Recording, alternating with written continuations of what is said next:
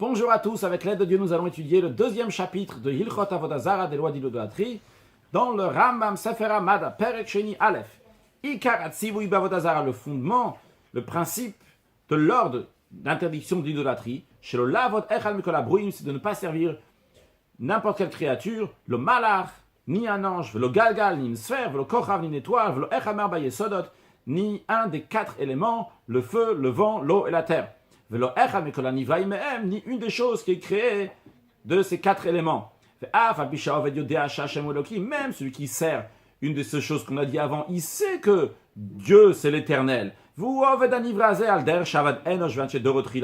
il sert cette créature comme les gens de l'époque de Enoch, qu'on avait vu dans le chapitre précédent, et les gens de sa génération. Au début, ils servaient ces sphères, ces étoiles, en pensant qu'il y a un Dieu qui est au-delà de tout cela, mais Dieu veut qu'on va respecter tout cela. Même si quelqu'un fait comme ça, eh bien, ça s'appelle servir l'idolâtrie et c'est interdit. Ce sujet, cette démarche, c'est ce que la Torah a mis en garde et a dit, de peur, tu vas lever tes yeux dans le ciel. Ça, on a le droit de lever les yeux dans le ciel, mais c'est la suite. Tu vas voir le soleil, la lune, les étoiles, que Dieu a donné en partage à toutes les nations. Qu'est-ce que ça veut dire? Kloma, le Rambam explique, littéralement tu vas promener avec l'œil de ton cœur, mais c'est-à-dire peut-être tu vas réfléchir, tu vas penser, tu vois que c'est eux qui dirigent le monde, c'est eux que Dieu a partagé, a mis en...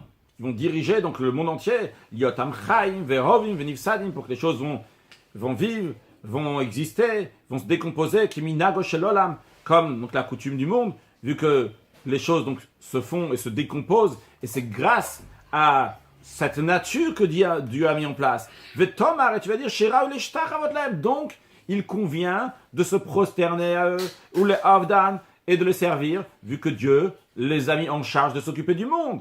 Eh bien, Amar, ce sujet-là, la Torah, elle leur donne, elle dit, Hishamu lachem, gare à vous, penivte levavchem, de peur que votre cœur va se détourner, va s'égarer, va s'écarter. Kelomar, c'est-à-dire, shelotitu beiura lev lavodelu, c'est-à-dire, ne vous trompez pas avec la pensée de votre cœur de servir cela qu'on a mentionné avant, liotan sarsu benechem menabore, pour qu'il soit un intermédiaire entre vous et Dieu. Il n'y a pas d'intermédiaire, il n'y a que Dieu. Bête. Beaucoup de livres ont compilé ceux qui servent l'idolâtrie dans le service de l'idolâtrie et Achikar Avodata. Comment, c'est pour le sujet essentiel, donc le Ikar, le fondement de le travail de cette idole, ou Mamishpatea, quelles sont ses règles, ou Maasea, quelles sont ses lois, ou Maasea, ses actions, comment la servir. Eh bien, en ce qui concerne tous ces livres-là, Sivanu Akadosh Baruch Hu, Dieu nous a ordonné chez le Likrot Be'otana Sfarim Klal, de ne pas du tout lire dans ces livres-là. Velone Harer Ba Velo Davar Midvaria, ni pas y penser, ni dans ce livre-là, ni une des choses de ce qui est écrit là-bas. Va fil listakel bidmutatsura. Et même de regarder juste la forme, la silhouette de l'idole, Assur c'est interdit. Shenam a écrit Al Tifnu El Elim, ne vous détournez pas vers ces dieux, ces faux dieux. À ce sujet, il est dit, de peur que tu vas demander à propos de leur dieu, les morts, en disant, t'intéresser comment ils servent leur dieu. Que tu ne vas pas chercher, demander, à essayer de comprendre comment ils les servent. Même si tu ne vas pas servir, juste, tu étudies le sujet. Il ne faut pas. Pourquoi? Puisque ça, le fait de commencer à étudier, à méditer sur ces sujets-là, à savoir comment il sert ça. Ici, on ne parle pas de quelqu'un qui apprend parce qu'il est dans sa nadrine, dans le tribunal, il a besoin d'apprendre ce sujet-là. Quelqu'un qui étudie, pas pour comprendre leur erreur, mais il comprend il veut savoir ce qu'ils font. Eh bien, finalement, ça va détourner la personne, qui va faire l'idolâtrie comme eux, ils le font. Dont c'est ça. Parce que chez Neymar, dans la suite de ce verset-là qui dit gare à toi si tu vas demander comment ils font, etc. Parce que VS et Ken Gaman, il y a écrit et moi aussi, je vais faire comme ça. C'est-à-dire que tu vas y arriver à faire ça. Gimel, Vechol Alavina Elu. Tous ces interdits qu'on avons vus avant, Al Tifnu, Pentidrosh, Ishamru Lachem, etc. Bien, ou pentisa enecha, tout ça, tous ces interdits-là, be'inyan echadem. C'est le même principe, c'est le même sujet. C'est quoi? Vehu shelo yifne achar avodah zara, ne pas se détourner, ne pas s'écarter, suivre l'idolâtrie. Tous ceux qui se détournent, il va vers l'idolâtrie et qu'il a fait une action, que ce soit qu'il a par exemple découvert quelque chose pour pouvoir voir l'idolâtrie qui était en dessous, que ce soit qu'il a ouvert des livres, il touche, et il est en train de tourner des pages de ce livre-là, il reçoit Malkout. Malkout, donc c'est 39 coups de fouet pour quelqu'un donc, qui a transgressé une certaine transgression de la Torah, en l'occurrence celle-là aussi. Le Rambam rajoute, Velo avodah zara bilvad, pas seulement l'idolâtrie, ou chez Asur li panot acharia b'masha'a, qu'on n'a pas le droit de se détourner avec dans notre pensée. La kol marshava, toute pensée, chez goremet la adam, qui va entraîner l'homme, l'accord ikar mikara Torah, de déraciner, d'enlever un des principes, des choses fondamentales de la Torah, muzari manu shelo talibenu. Nous avons l'avertissement de ne pas monter ça dans notre esprit. Velonasi ardatenu le car, nous ne devons pas détourner notre esprit vers ça. Venarchoveni mashachachariu alev, et penser, suivre les pensées de notre cœur. Pourquoi? Parce que la pensée de l'être humain est étroite. Et pas toutes les consciences, les déotes, ils peuvent saisir la vérité dans la totalité, bien dans la profondeur. Si chacun il va aller d'après les pensées dans son cœur, il va détruire le monde en fonction de sa petite tête, Kotzer Dato, donc son étroitesse d'esprit.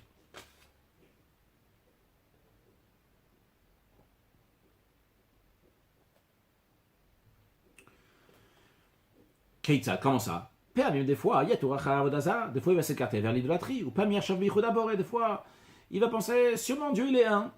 Shemaou, Shemaino, peut-être Dieu il est, peut-être il n'est pas. Malebala, Malemata. Qu'est-ce qu'il y a au-delà du ciel? Qu'est-ce qu'il y a en dessous de la terre? Malefani, Malach, qu'est-ce qu'il y avait avant la création? Qu'est-ce qu'il y a après la création? Ou pas Benvoua, des fois il va questionner la prophétie. Shema Yamet, Shema Ina, peut-être la prophétie est vraie, peut-être c'est pas vrai. Ou pas Torah, des fois dans la Torah. Shema Ina Shamaim, peut-être elle vient du ciel. Shema Ina, peut-être elle vient pas du ciel. Et le problème de cette personne-là, c'est que Ve'ino Yodea, qui ne connaît pas Hamidot Shiyadun Baen, des règles qui amènent comment demander des questions, comment réfléchir, comment arriver à une conclusion. Atchiyeda Emet, Albrouille, jusqu'à qu'il va savoir la pleine vérité, il se trouve que cette personne-là va littéralement sortir, va arriver à l'hérésie. Sur ça, la Torah mise en garde, la Torah dit, vous n'allez pas aller à la suite de votre cœur, à la suite de vos yeux, qui vous entraîne à l'infidélité. C'est-à-dire, il ne faut pas que chacun de vous se laisse entraîner dans son étroitesse d'esprit. Vidame, s'imaginer que sa pensée saisit la vérité. Comme ça, nous sachons expliquer le verset que nous venons de voir. À la suite de votre cœur, zominut, c'est l'hérésie. À la suite de vos yeux, zoznut, c'est l'infidélité. Le Ram nous dit que cette interdiction-là de penser, il ne s'agit pas ici de faire une action, comme lire des livres qu'on a vu dans Halakha Bet au début de Halakha Gimel, mais l'idée comme ça d'aller donc dans la minute, dans l'esprit, donc il va enlever quelque chose de sujet de Torah, eh bien, bien que ça fait que la personne va perdre son monde futur, il n'y a pas de malkout, il n'y a pas donc de coup de fouet, puisque la personne n'a pas fait quelque chose de concret. Dalet, mitzvah avodah zara, le commandement d'interdiction de l'idolâtrie, keneged kol hamitzvot kulani, elle est équivalente à tous les commandements. Shenemar, car le verset dit, v'chitishgu v'lotasot kol hamitzvot. Le verset là-bas parle dans un contexte bien particulier, d'un sacrifice qui est amené pour quelqu'un que le Sanhedrin là-bas, on parle du tribunal, qui s'est trompé et qui n'a pas fait tous les commandements de Dieu. De quoi s'agit-il qu'ils n'ont pas fait tous les commandements de Dieu? Par inadvertance. On mis piachmoa l'amdou, par tradition orale, nous avons appris. Chez Bavodazara Katou Medaber. Le verset ici parle de l'idolâtrie. Il appelle ça Kol Hamitzot, tous les commandements. À la mata, donc tu apprends de là, le Rambam nous dit, chez Kol Hamod et Bavodazara, que tout celui qui avoue, qu'il accepte l'idolâtrie, Kafar Bechol la Torah Kula. Il est considéré, il nie toute la Torah, ou Bechol Anvim, tous les prophètes, ou Bechol Machinit Tavu Anevim, et tout ce que les prophètes ont été ordonnés, mais Adam Ve'atsof Haolam, depuis Adam, le premier être humain, jusqu'à la fin du monde. Shenemar, il est dit, Minayom Hashatsi Hashem Vahala depuis le jour que Dieu a ordonné, donc et à la suite de ça, donc, pauvre génération. Et tout celui par contre qui nie l'idolâtrie, il avoue, il accepte toute la Torah, et ça c'est le fondement de tous les commandements. Hey, Israël Shavad Avodazara, un juif qui a fait l'idolâtrie, il est considéré comme un non-juif, littéralement pour toute chose. Bien qu'on dit pour toute chose, ça veut dire pour beaucoup de lois, pas surtout, par exemple, si cette personne-là veut divorcer sa femme, il doit quand même faire un get, un acte de divorce. Il est considéré un juif, contrairement à un non-juif qui n'a pas besoin de faire un acte de divorce pour divorcer sa femme. Mais ce que le Rambam veut souligner ici, il n'est pas considéré comme un juif qui a fait une grave transgression, à tel point qu'il était coupable d'être lapidé par le tribunal. Eh bien, cette personne-là n'est pas considérée comme cette personne qui a fait quelque chose de très grave et qu'il est lapidé, mais encore pire que ça. Le Rambam rajoute que Meshuba d'Avodazara, quelqu'un qui est renégat pour l'Avodazara, pour l'idolâtrie, donc qui est parti faire l'idolâtrie, il est considéré un renégat de toute la Torah, comme s'il avait transgressé tous les commandements de la Torah.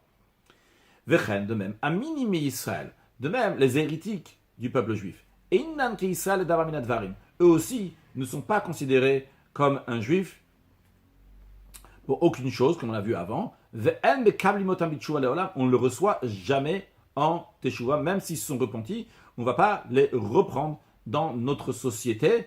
Comme il est dit, tous ceux qui vont aller là-bas, ils ne vont plus revenir, ils ne vont plus atteindre les chemins de la vie.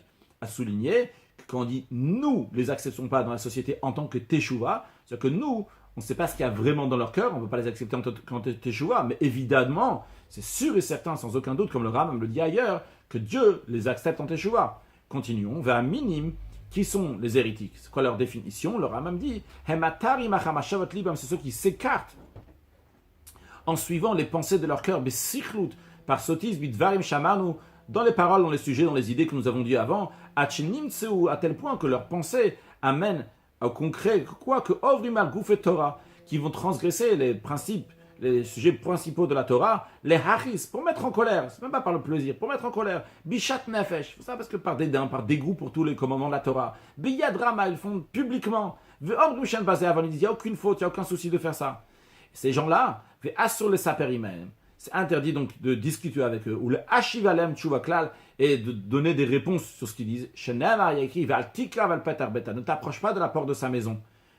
Au Marchevet Min, le rabbin conclut la halacha que la pensée d'un hérétique, sa manière de réfléchir, amène finalement la vodazara, l'idolâtrie. Vav, kolamode vodazara sheyemet, tout celui qui accepte la vodazara, l'idolâtrie, en pensant qu'elle est vraie, même s'il n'a pas servi, eh bien il a blasphémé, il a insulté le nom vénéré et redoutable, donc le nom de Dieu. Que ce soit quelqu'un qui fait l'idolâtrie, quelqu'un qui blasphème le nom de Dieu, c'est le même principe. Comme il est dit, l'âme, c'est la personne qui va faire publiquement, mina ezrach ou mina ger, que ce soit de l'habitant, donc du peuple juif, que ce soit du converti, et Hashem ou megadef, il blasphème Dieu. Les figrach, c'est la raison pour laquelle que Tolin Oved Avodazara, vu que celui qui fait l'idolâtrie, celui qui blasphème le nom de Dieu sont équivalents, c'est la raison pour laquelle l'idolâtre, s'il a fauté, on va le lapider. Celui qui blasphème le nom de Dieu aussi, on va le lapider. Et après cela, les deux, on va les pendre. Que ce soit celui de l'idolâtre, donc Tolin Oved Avodazara, comme on pend après avoir lapidé donc le blasphémeur, ou Shnen Iskalim, et les deux sont lapidés, comme on vient de le dire.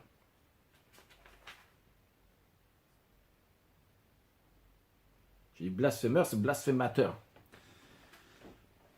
C'est la raison pour laquelle que Ramam dit, j'ai inclus les lois du blasphémateur dans les lois de Avodazara, de l'idolâtrie, parce que les deux, ils nient dans le sujet essentiel, dans Dieu.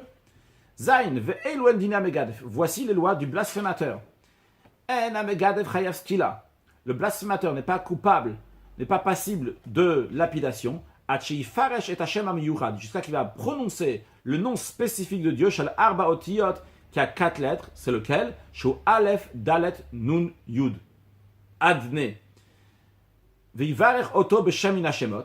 Et il va bénir littéralement, c'est-à-dire ici, il va maudire le nom de Dieu avec un des autres noms, she'inam nimchakim, des noms de Dieu qui ne s'effacent pas. C'est-à-dire, Kel, Eloka, Elokim, Elokai, Shindalet Yud et Tsevakot.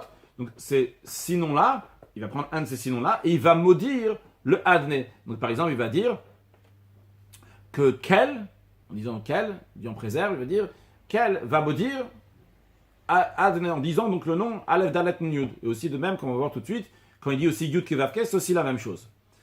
Shenamar, il est dit Venokev Shem Hashem Ot Yumat. Il a dit celui qui prononce le nom de Dieu, il va être mis à mort. À la Shem Ameyuchat Chayav Skila. Donc s'il a maudit le nom Aleph Dalet Nun Yud ou le Yud Kevavke, eh bien il est coupable de retranchement.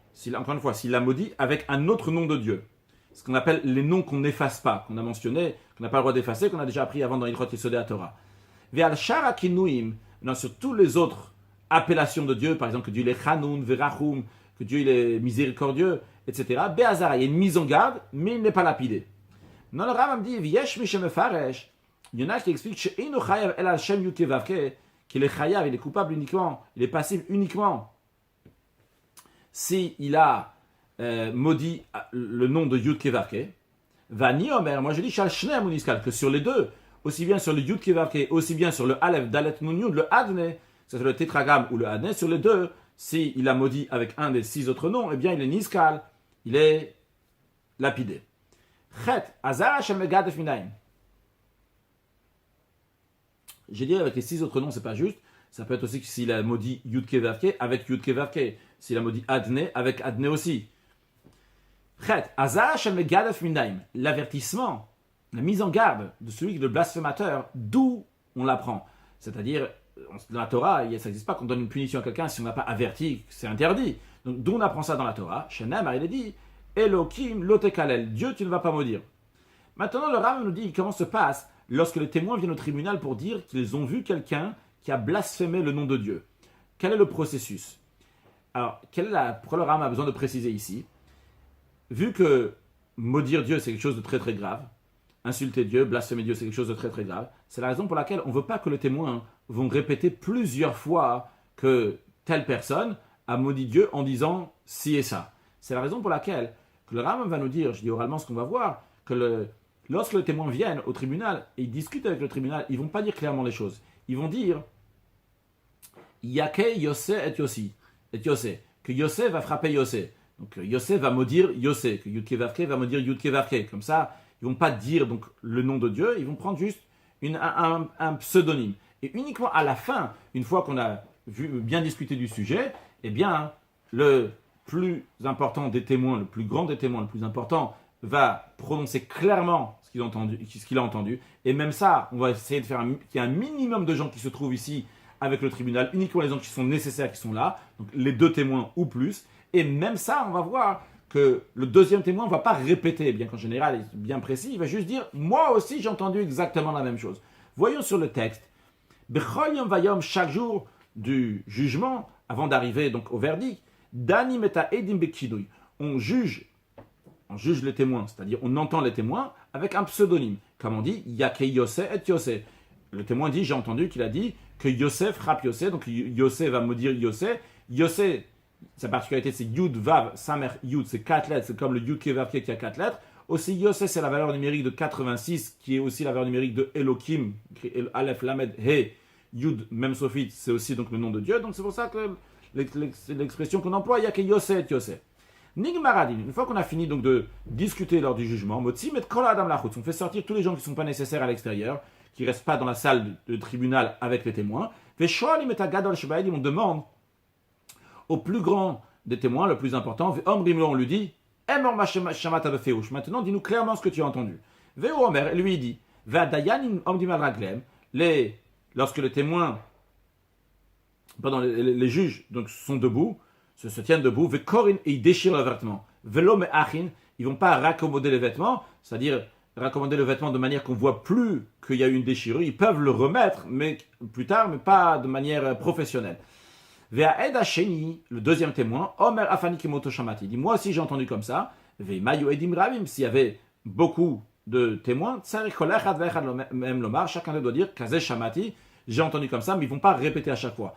Donc là, on a vu aussi que le tribunal, ceux qui ont entendu ça, donc ils déchirent leurs vêtements. On va voir dans la suite que n'importe qui entend donc, le nom de Dieu qui a été blasphémé, il doit déchirer ses vêtements. Tête, Megadav Shechazabo Betok de Dibour. Quelqu'un qui a blasphémé le nom de Dieu, mais il est revenu sur ses propos tout de suite, ce qu'on appelle Torque de Dibour. Torque de Dibour, c'est le temps de dire Shalom Alecha Rabbi, salut à toi mon maître.